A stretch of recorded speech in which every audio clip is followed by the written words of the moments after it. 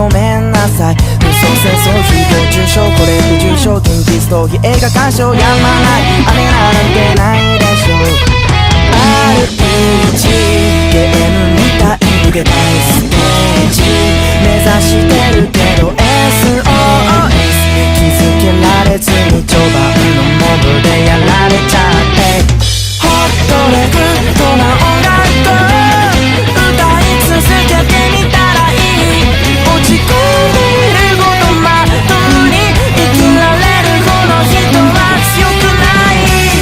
ロックでグッドな音楽かき鳴らし続けてみたらいい。気が沈んだ時こそ聞いてみよう。音楽にはそんな力がある。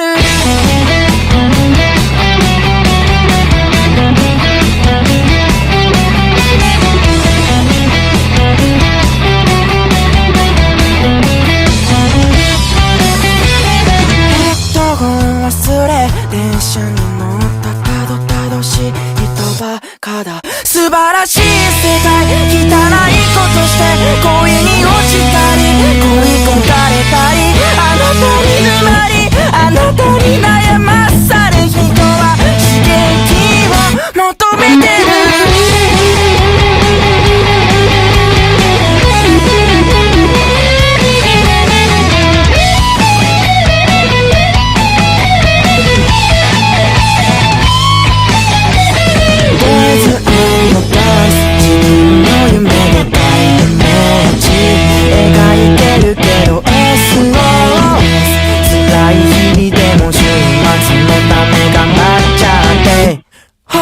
レグドな音楽歌い続けてみたらいい。